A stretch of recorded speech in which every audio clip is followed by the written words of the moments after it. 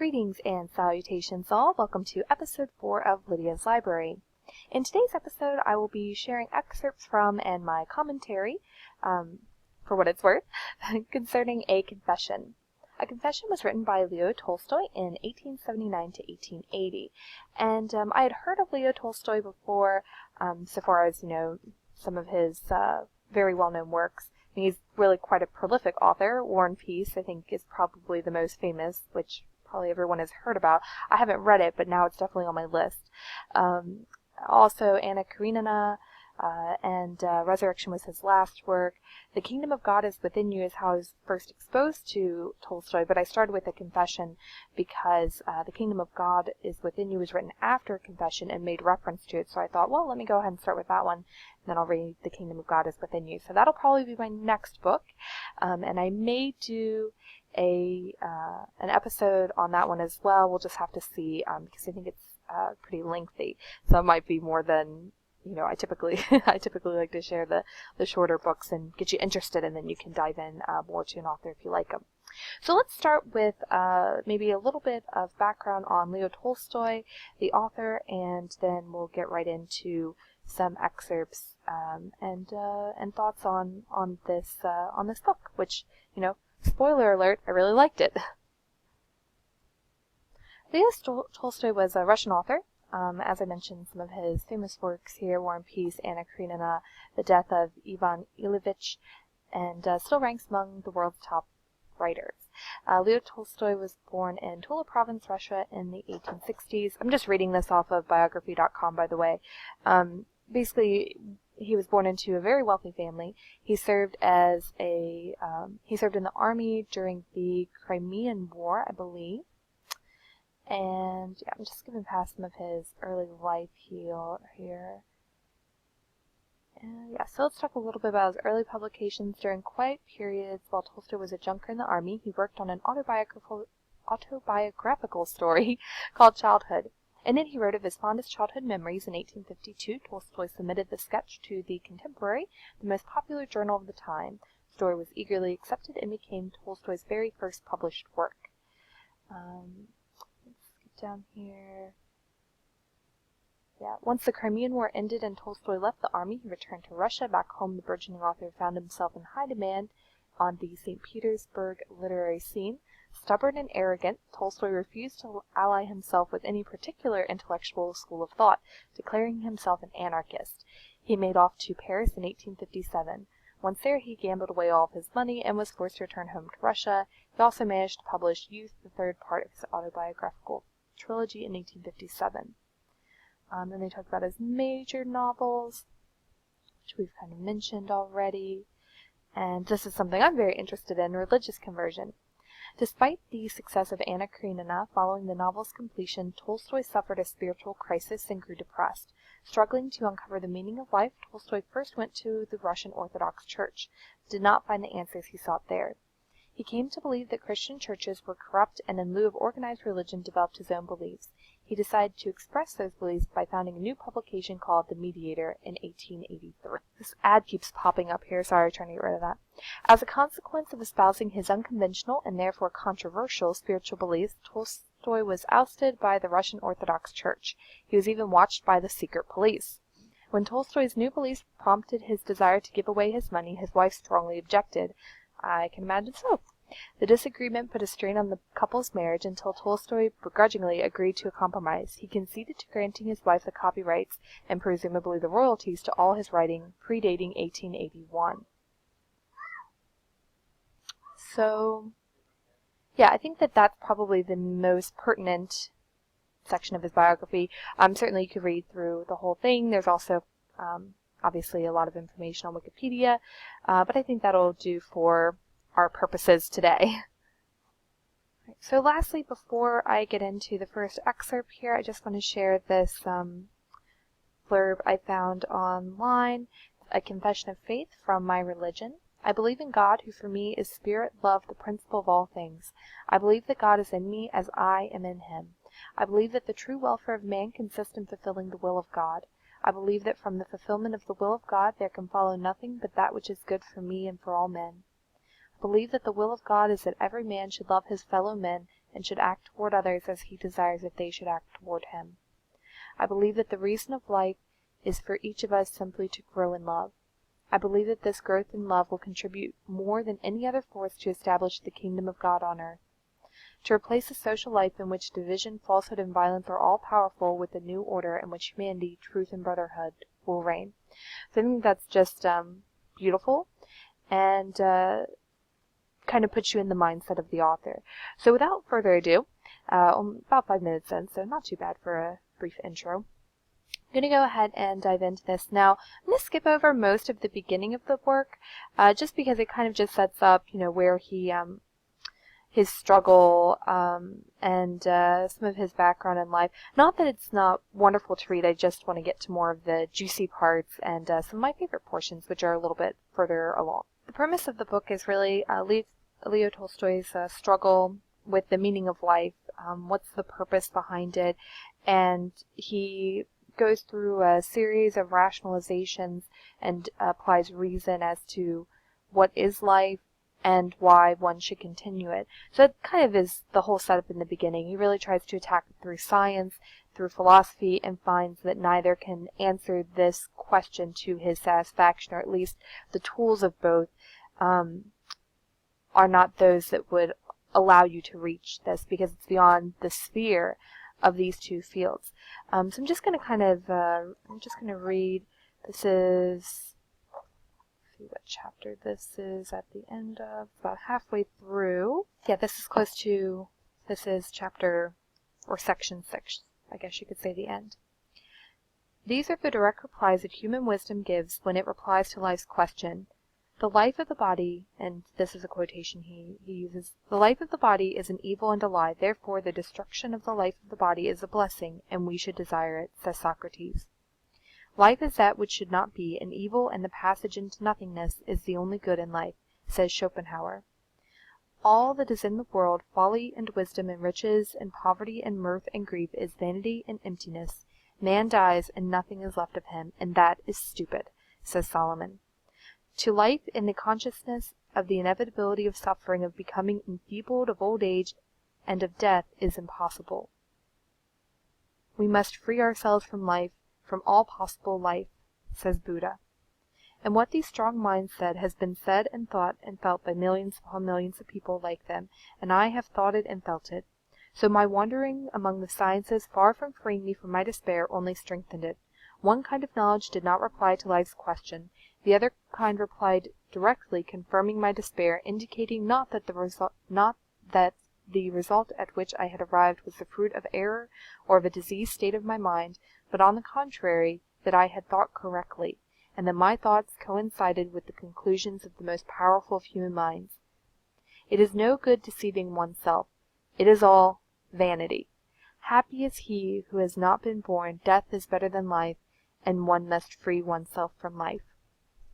So that was Tolstoy's comment and summary, basically, of what the great minds and philosophers have thought about the meaning of life. Earlier, he examined the scientific explanation, which was also empty for him. I'm going to skip quite a bit ahead. I don't want this to go too long, and if I read every section that I liked, I'll be here for hours, and commenting on it, of course. So I'm going to skip to section 8. Okay. Looking at the narrow circle of my equals, I saw only people who had not understood the question, or who had understood it and drowned in life's intoxication, or had understood it and ended their lives, or had understood it and yet from weakness were living out their desperate life. And I saw no others. It seemed to me that the narrow circle of rich, learned, and leisured people to which I belonged formed the whole of humanity, and that those milliards of others who have lived and are living were cattle of some sort, not real people. I think that that is extremely profound. Again, this was written at the end of the 19th century, and I would think that most people could agree that's still true today. I absolutely believe that there are an elite of rich people in the upper classes that don't see the regular working person as a person, that these are just servants or unthinking masses, that if you do not go to the right schools and you don't join the right clubs, that you're not an intellectual, you don't know what real truth is and real life is, and so you're less than human, and so it's easier to take advantage of someone when you don't see them as a person. I don't think that this is exclusive to the upper class either. I think that a lot of the division in the world is absolutely intentional by the enemy. If you don't see people that have a different color skin as human beings, if you see them as less than you, it's easier to enslave them. It's easier to ridicule and exterminate them. I mean, you look at Hitler during World War II, and, he said that, well, the Jews are closest to apes. He believed in evolution. He was a strong evolutionist. And because they're closer to apes, well, we've got to eradicate them so that we can clean up the gene pool. Now, this was, I'm sure, just an excuse to get at the end that he wanted.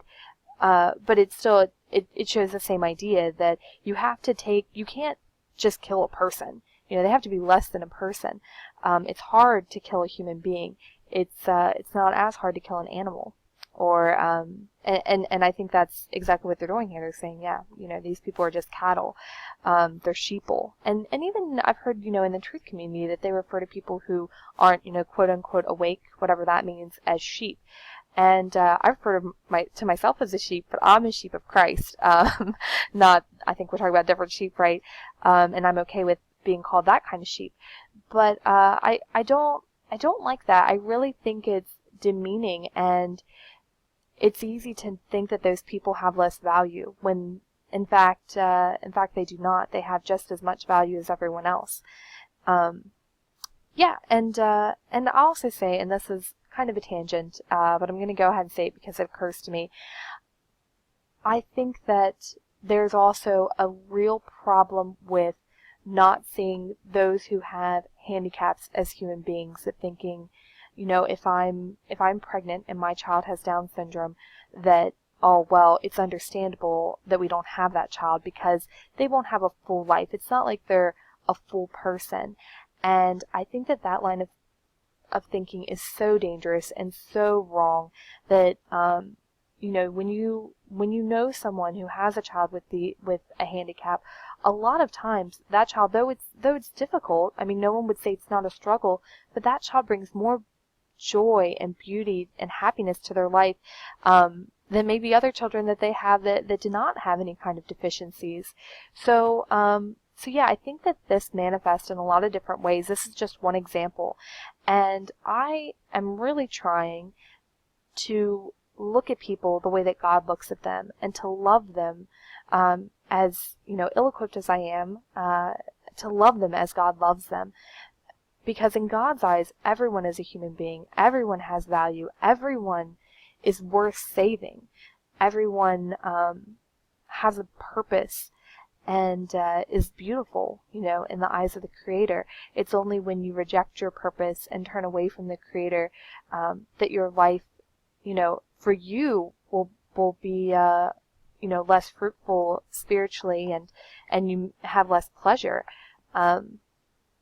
in that way. So, and this is absolutely mirrored in Tolstoy's work here, and I believe as well in others, which I'm very excited and anticipating reading, that the life of the rich, leisurely class, that it's empty. They don't produce anything, they don't build anything, they don't support themselves and get that benefit of hard work. They don't rely on God to sustain them. They're sustaining themselves, so to say, through their wealth. Whereas the working class need God. They need His strength. They need His support.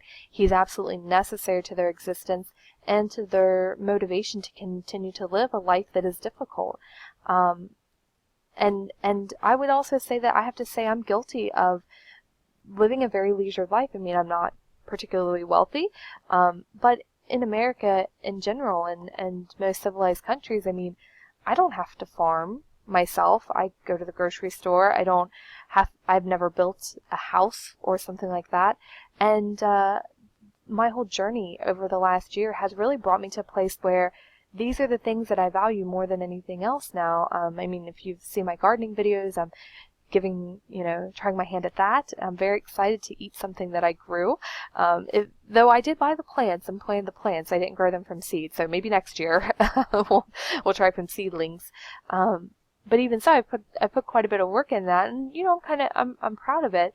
It's like that story about stone soup, that if you help make the soup, it tastes better.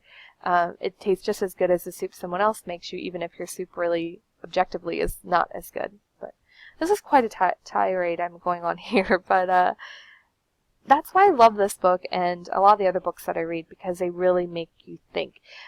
It speaks to you on a number of levels and has applicability across time and situation.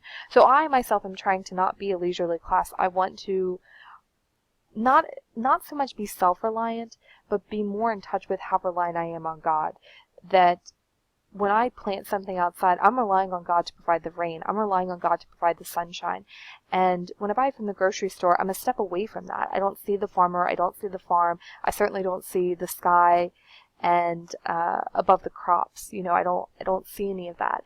And I think by getting back to, I guess in a way, getting back to nature, getting back to what true life is, can just give you such peace. I mean, I can't even tell you how transformed I feel through this whole journey.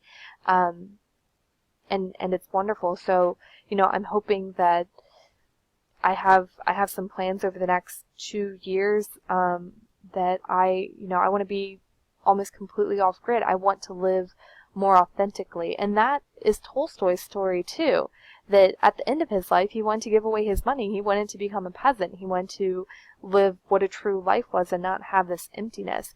Not that you can't be rich and have a full life and all this, but I have to say, as being somebody who does not need to toil day and night. I mean, I work in a very comfortable office. And Tolstoy had work. He mentions, being an arbiter for the peasants in his city, amongst other things. Of course, he was an author. But it's just not the same. When you do the things which are necessary to support life, and you have to rely on your Creator to help you and sustain you through that, it's just a completely different perspective, and one that he cherished, and that I am definitely falling in love with every day. Alright, so my apologies for the tangent, if you didn't like that. Let me go ahead and move over to chapter 10. Let's see, I'll pick up... Yeah, okay, so at this point, Tolstoy is reflecting on coming back to faith and where he landed. Naturally, I first of all turned to the orthodox of my circle, to the people who were learned, to church theologians, monks, to theologians of the newest shade, and even to evangelicals who profess salvation by belief in the redemption. And I seized on these believers and questioned them as to their beliefs and their understanding of the meaning of life. But though I made all possible concessions and avoided all disputes, I could not accept the faith of these people. I saw that what they gave out as their faith did not explain the meaning of life, but obscured it, and that they themselves affirmed their belief not to answer that question of life which brought me to faith, but for some other aims alien to me. I remember the painful feeling of fear of being thrown back into my former state of despair after the hope I had often experienced in my intercourse with these people. The more fully they explained to me their doctrines, the more clearly did I perceive their error, and realize that my hope of finding in their belief an explanation of the meaning of life was vain. It was not that in their doctrines they mixed many unnecessary and unreasonable things with Christian truths that had always been near to me. That was not what repelled me. I was repelled by the fact that these people's lives were like my own, with only this difference, that such a life did not correspond to the principles they expounded in their teachings. I clearly felt that they deceived themselves, and that they, like myself, found no other meaning in life than to live while life lasts, taking all one's hand can seize. I saw this because if they had had a meaning which destroyed the fear of loss, suffering, and death, they would not have feared these things. But they, these believers of our circle, just like myself, living in sufficiency and superfluity, tried to increase or preserve them, feared privation, suffering, and death, and just like myself and all of his unbelievers, lived to satisfy their desires, and lived just as badly, if not worse, than the unbelievers. Wow, I have a couple things to say about this. Number one, it just reminds me that, if you're a Christian, you have a responsibility not to be a stumbling block to others. So it reminds me of, when I first was rejuvenated, Well, let me say this. It reminds me of when I was in college, and if you had asked me, I would have said I believed in God, and maybe even said at points I was a Christian, but, I really wasn't in the way that I understand it today. But then sometimes I would go out and have too much to drink. And so what does that say to people? I'm being a hypocrite, and I think it's very important to not be a hypocrite. Now, I obviously sin. I struggle. I have struggles and sins and problems like everybody else. But it's something that we should always be cognizant of as Christians, as believers, that when you profess the Christian faith, you are an example of the Christian faith. And if your actions don't match your faith, there's a problem, and it could cause people to be turned away. And that's kind of what Tolstoy is expressing here, right? Also, I love words. I'm a fan. When I read this the first time, I was like, superfluity. Of course, I read more like superfluity. I assumed it was, related to superfluous, which it is. So I looked it up just to get the pronunciation right and just check myself that that was correct. So I want to show you something that was kind of funny when I looked this up. Okay, so in this section, as I read it, Tolstoy is referring to the elite and their superfluity of life, right? That they just have too much, and that's where did he use it? I'm going to read the sentence again. But they, these believers of our circle, just like myself, living in sufficiency and superfluity, try to increase or preserve them, feared privation, suffering, and death, and just like myself and all of us unbelievers, yada, yada, yada. Well, I shouldn't say yada, yada, yada. It's good. It's all good. But that's the context, is he's talking about these wealthy elite that have more than they need. They live in sufficiency and superfluity. So when I looked up superfluity to get the pronunciation, unnecessary or excessively large amount or number of something. And this is just the Google search that I have up here. An unnecessary thing, they thought the garrison a superfluity, the state of being superfluous, servants who had nothing to do but to display their own superfluity. I thought that was hilarious. That, I'm looking this up, I'm reading a context about talking concerning the elite, and what comes up as part of the definition? Servants. They're the superfluous ones, not the masters, not the people who gain from their toil and work. No, it's the servants who have nothing to do but display their own superfluity. I don't know. Is it just funny to me? Oh, well. I'll laugh enough for both of us. It's fine. Alright, I'm going to try to wrap this up soon. I got a birthday party to go to today, so. Alright, chapter 11. And remembering how those very beliefs have repelled me and had seemed meaningless when professed by people whose lives conflicted with them, and how these same beliefs attracted me and seemed reasonable when I saw that people lived in accord with them, I understood why I had then rejected those beliefs and found them meaningless, yet now accepted them and found them full of meaning. I understood that I had erred, and why I erred. I had erred not so much because I thought incorrectly, as because I lived badly. I understood that it was not an error in my thought that had hid truth from me as much as my life itself in the exceptional conditions of my Epicurean gratification of desires in which I passed it. I understood that my question as to what my life is and the answer, an evil, was quite correct. The only mistake was that the answer referred only to my life, while I had referred it to the life in general. I asked myself what my life is, and got the reply an evil and absurdity, and really my life, a life of indulgence and desires, was senseless and evil, and therefore the reply, life is evil and absurdity, referred only to my life, but not to human life in general. I understood the truth which I afterwards found in the Gospels, that men love darkness rather than the light, for their works were evil.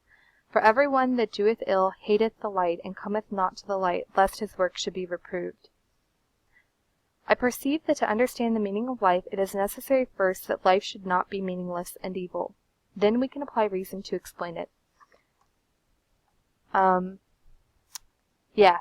think that is just really good. I'm going to let it just stand on its own there, and I don't think additional commentary is needed by me. Moving on to chapter 13. This is about halfway through. According to the explanation these theologians gave, the fundamental dogma of our faith is the infallibility of the Church. From the admission of that dogma follows inevitably the truth of all that is professed by the Church. The Church, as an assembly of true believers united by love, and therefore possessed of true knowledge, became the basis of my belief. I told myself that divine truth cannot be accessible to a separate individual.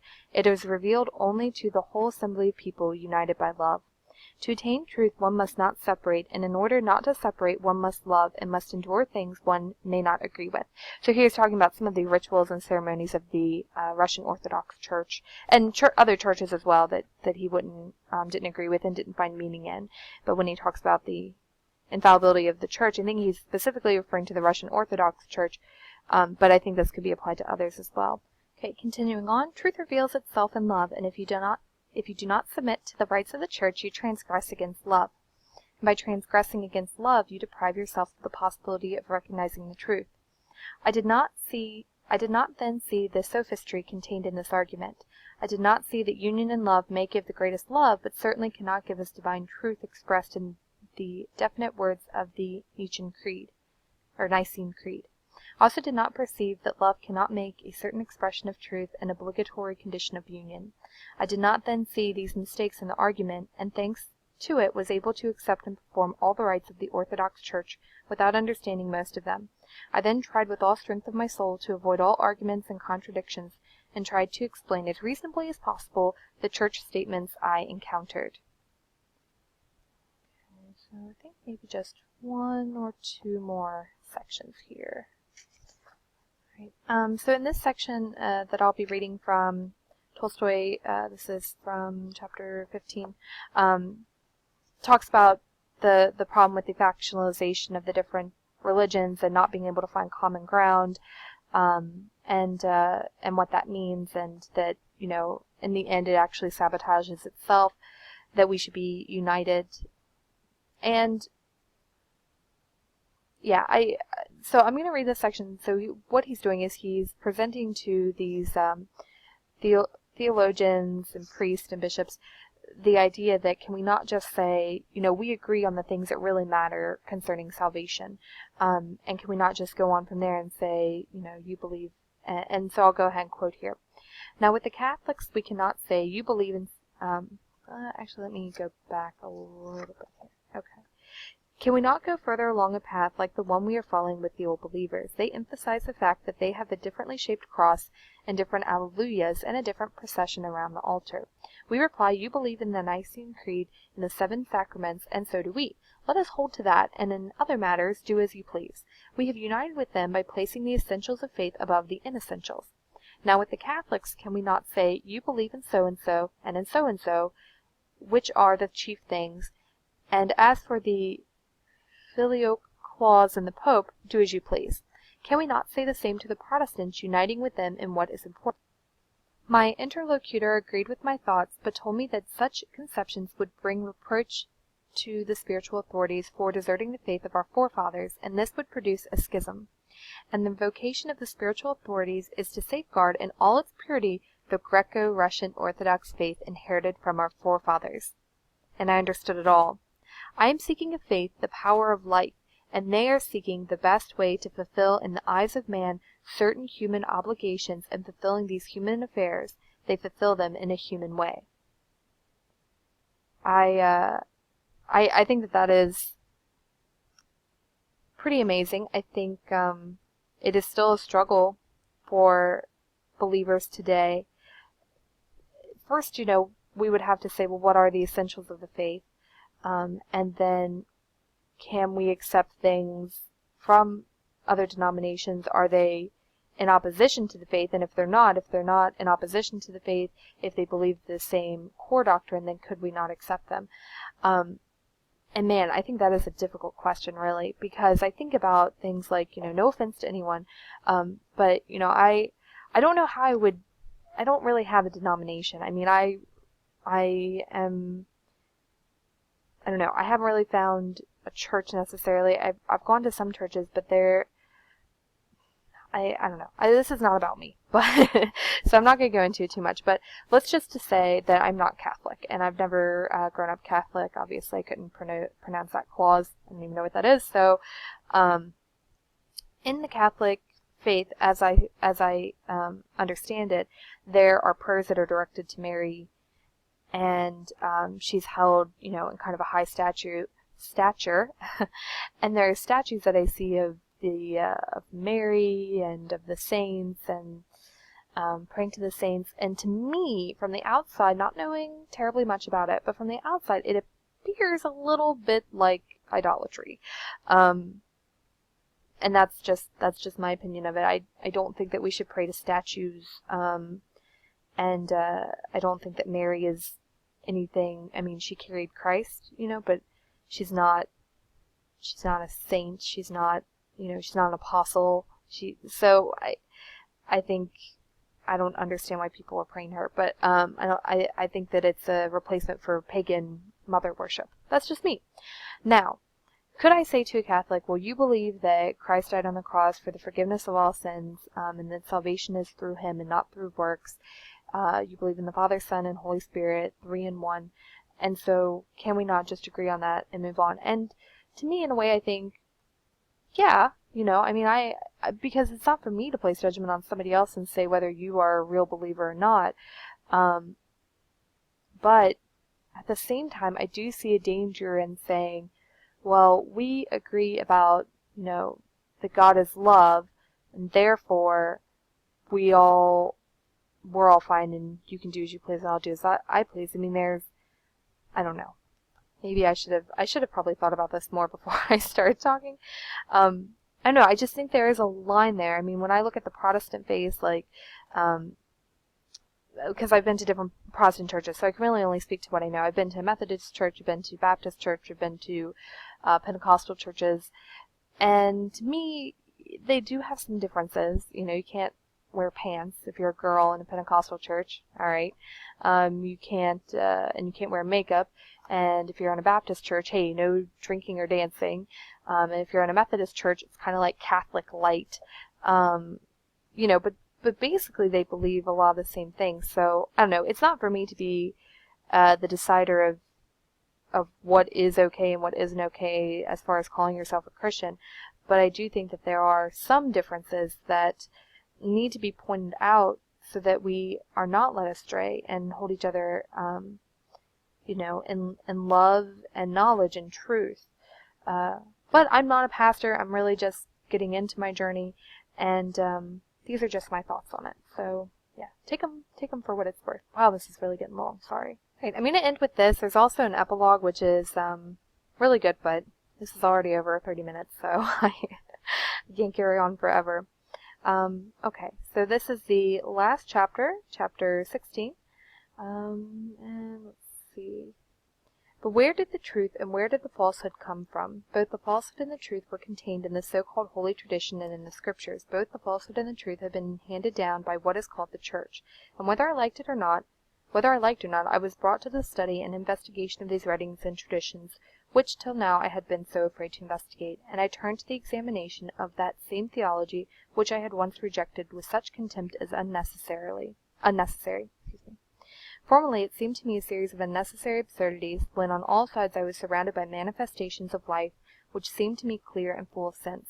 Now I should have been glad to throw away what would not enter a healthy head. But I had nowhere to turn to. On this teaching religious doctrine rests, or at least with it the only knowledge of the meaning of life that I have found is inseparably connected. However wild it may seem to my firm old mind, it was the only hope of salvation. It had to be carefully, attentively examined in order to understand it, and not even to understand it as I understand the propositions of science. I do not seek that, nor can I seek it, knowing the special character of religious knowledge. I shall not seek the explanation of everything. I know that the explanation of everything, like the commencement of everything, must be concealed in infinity, but I wish to understand in a way which will bring me to what is inevitably inexplicable. I wish to recognize anything that is inexplicable as being so not because the demands of my reason are wrong, they are right, and apart from them I can understand nothing, but because I recognize the limits of my intellect. I wish to understand in such a way that everything that is inexplicable shall present itself to me as being necessarily inexplicable, and not as being something I am under an arbitrary obligation to believe. That there is truth in the teaching is to me indubitable, but it is also certain that there is falsehood in it, and I must find what is true and what is false, and must disentangle the one from the other. I am setting to work upon this task. What of falsehood I have found in the teaching, and what I have found of truth, and to what conclusion I came, will form the following parts of this work, which, if it be worth it, and if anyone wants it, will probably someday be printed somewhere. I will be reading those works. The epilogue, man, I really would like to read it. You know what, though? I think you need to read it yourself. He describes a dream that he had, which surmises his thoughts and feelings and conclusions during this time that he wrote the book. And it gave me chills. It's really good. But you know what? Teaser. You need to get this book and read it for yourself. Okay, so that's it. That's my thoughts and sections that I wanted to share in a confession. I find myself really relating to Tolstoy in his search to disentangle what is true and what is false from the teachings of the church.